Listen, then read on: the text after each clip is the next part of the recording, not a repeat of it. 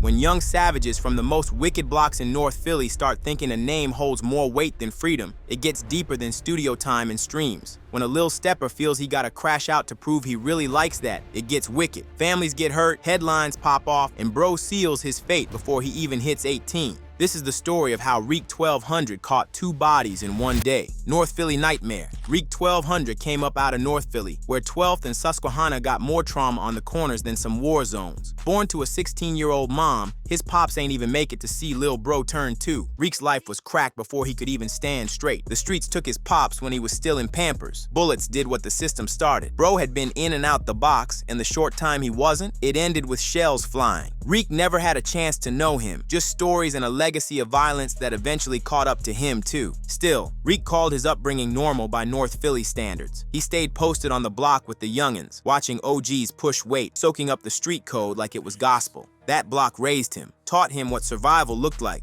By 12, it got active. Reek started blowing loud daily, and joyriding and stolen whips became the new normal. School, that was background noise. He wasn't trying to hear about no math class when the real lessons were taught outside. By 8th grade, he was barely showing up, already sharpening skills that'd land him in federal systems later. He'd been scribbling rhymes since he was 8 or 9, but once their teenage years hit, it got real. Reek12hunnit wasn't just a name, it was his block and his brand. At first, his tracks had a melodic vibe, talking about everyday life, heartbreak, childhood stuff. It could have took him out the trenches if things stayed cool. But by late 2020, Philly started tapping into that Chicago drill energy, and Reek switched his whole tone up. The bars got dark. Instead of pain, it was pressure. Glocks, ops, and the block took over the pen. He went from singing the struggle to spitting threats, and it wasn't just music. Bro was living what he rapped. At 14, a car chase gone bad switched everything. He was in a stolen whip with the gang, tried to shake the law, and ended up flying through the windshield, laid out on the pavement, no pulse for a minute. He woke up from a coma days later. Face broke up, mind not the same. Doc said his brain was damaged in the spots that control how you move and what you feel. They wanted him to sit down, get treatment, and take time to heal. Reek didn't want to hear none of that. Rehab wasn't on his mind. He wanted revenge, recognition, and the rush. Back on the block, off the pills, back in the booth, trying to numb the pain and keep his name ringing. The streets had him, and they weren't letting go. 15 brought another scar, this one mental. Him and the homies were chilling at the park when an argument turned to gunplay. One of their boys caught a hot one. He lived, but it split the whole crew. Nobody trusted each other after that. Reek realized he was on his own, so he started toting daily. Things got real grimy when Reek and his day ones formed YFA, Young Face Arrangers. That name said it all. They left ops with permanent reminders. No love, no warnings, just face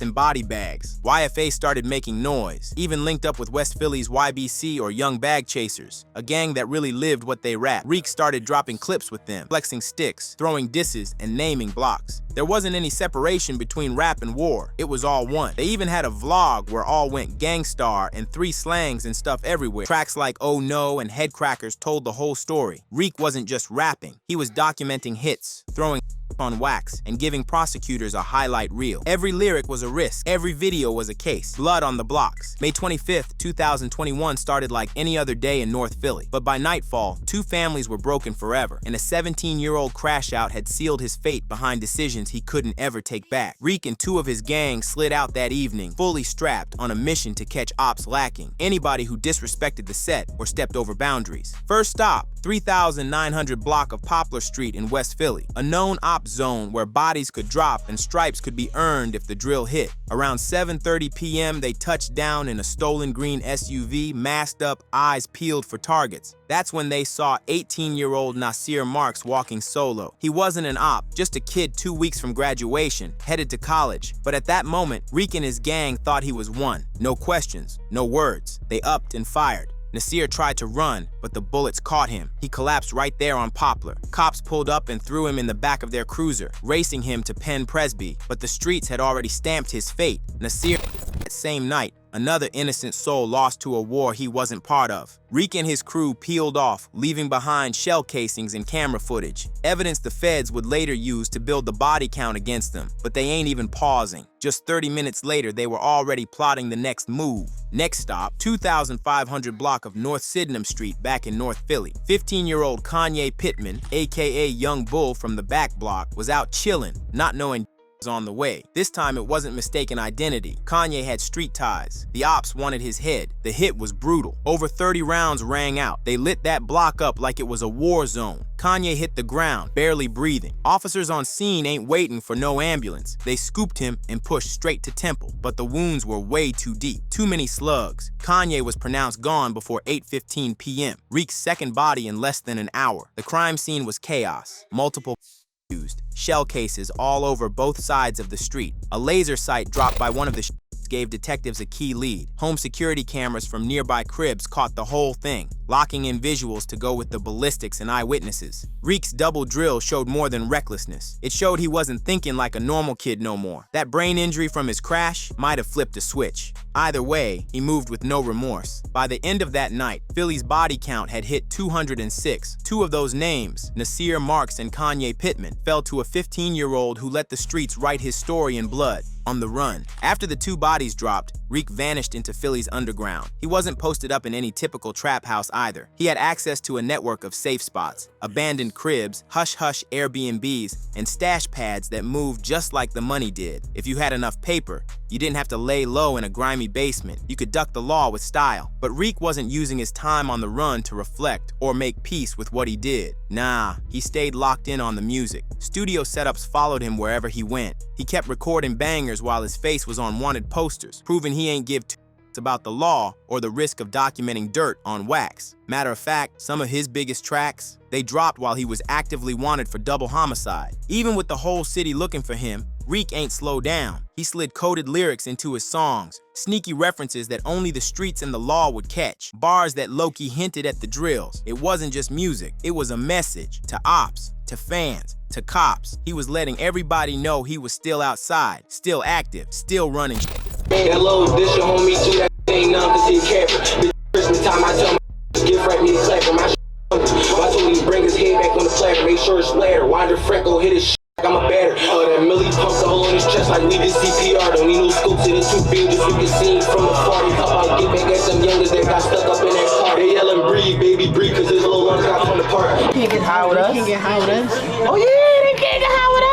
Don't do that, man. You not, bro. Don't do that. You not why I say, man. Don't make chill. Man, they can't get high with us. Then you where you at? Cut, he out of luck. Caught the up on that side, he should've ducked. We spin back to back. Bodies in one day, they know what's up. We get it done. Get that drop and drop his ass for fun. Let's add up this.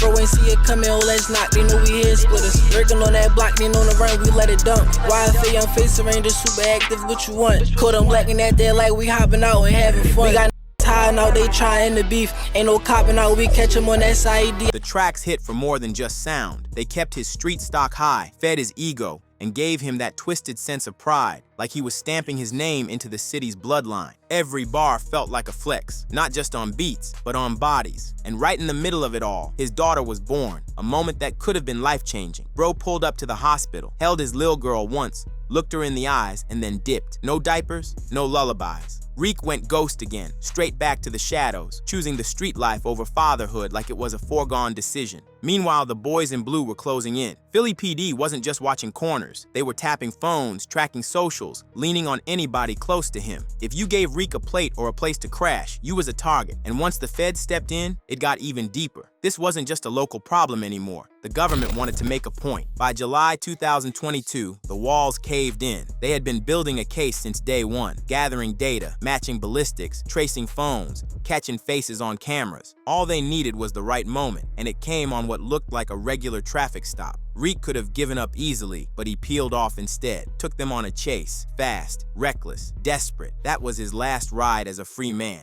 That moment right there, that was him knowing what time it was. Jail wasn't no maybe, it was a done deal. So he hit the gas, trying to stretch those last few minutes of daylight before the bars closed on him forever. Once they had him cuffed, the feds stacked the charges, 2 first-degree violations, and now fleeing from police. But the biggest damage had already been done. They had his cell data, GPS pings, lyrics, videos, and forensics all stitched together. The case was airtight. Defense lawyers had little room to move, even with Reek being just a kid and having that brain injury from his crash. In court, Reek kept it 10 toes, said the music was just that, music. He told them that drill rappers exaggerate, make stuff up, tell war stories that sound real but ain't. His legal team leaned hard into that TBI, traumatic brain injury, saying that a car crash at 14 messed up his head, his choices, his ability to think straight. They brought in doctors, brain scans, and expert witnesses to explain how parts of his mind responsible for emotion and impulse control were fried. They tried painting Reek as a product of environment, raised by the block, broken by trauma,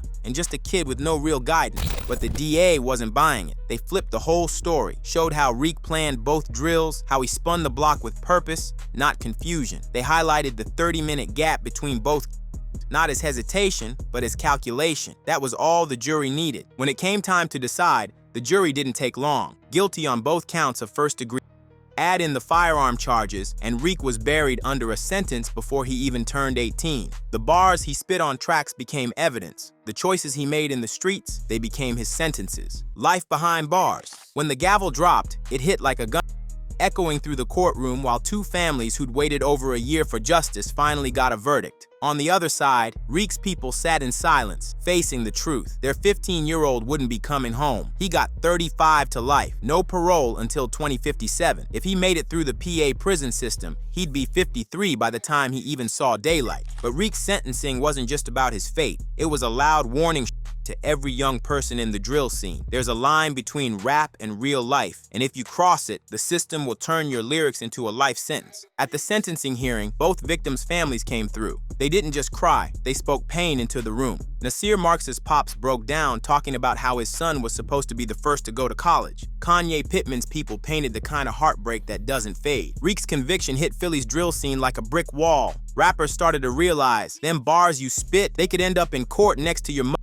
That beat you slid on might play behind a prosecutor's closing statement. His lawyers went to work after the verdict, filing appeals left and right. They challenged everything, from what evidence got let in, to how the jury was coached, to whether it was fair to give a kid an adult sentence. That paperwork is going to be flying for years while Reek learns to survive behind walls. And the walls? They are not built for kids. Reek got sent to a grown man prison where OGs and lifers roam the yard. That's a whole different kind of jungle. Young inmates like him either fold or become monsters to keep from being prey. Yeah, prison might offer classes or rehab, maybe a GED, maybe some trade skills, but after 3 decades locked down, a soul comes out different. The world changes, you change, and most don't adjust. Reintegration ain't just hard, it's damn near impossible. They still gonna treat his brain trauma too, but prison med ain't like no hospital. Facilities underfunded, care half-baked. Without proper treatment, that TBI could get worse, mess with his mind even more. Another problem stacked on top of everything else. And let's not ignore the price tag. 40 years of housing Reek, that's over $1 million out of taxpayer pockets. That doesn't even cover the detectives, court staff, DAs, public defenders,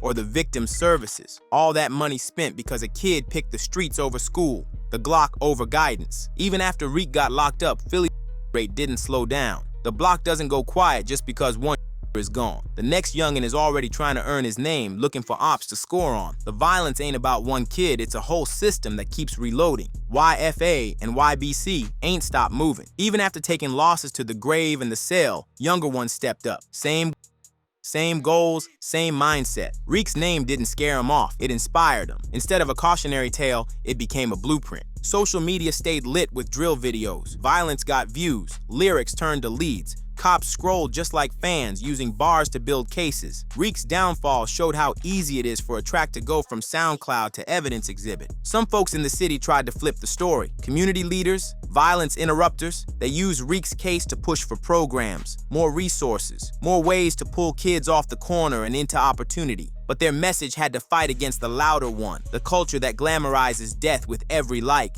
every comment, every repost. Meanwhile, the trauma lingered, not just for families, for the block, for neighbors who heard the for kids who saw the bodies, for medics who couldn't save them, for the cops who zipped up the bags. The city doesn't offer healing for that kind of pain. Mental health resources in the hood, they barely exist. Prison gates can trap a person, but they don't stop the ripple. Reek might be gone, but the wave he started still moves through Philly. His songs still play, his story still spreads, and kids still believe that catching a body gets you respect quicker than catching a degree. This story doesn't end with handcuffs, it keeps going. Tomorrow, another name is probably going to trend. Another mother is going to bury her son. Another courtroom is filled with tears. Another young face gonna throw his life away trying to chase a name. Reek's legacy? It won't live on tour dates or charts. It lives in obituaries and case files. And that's the real cost of choosing over books. If you like this video, click one of the windows on either side to watch a video similar to this one.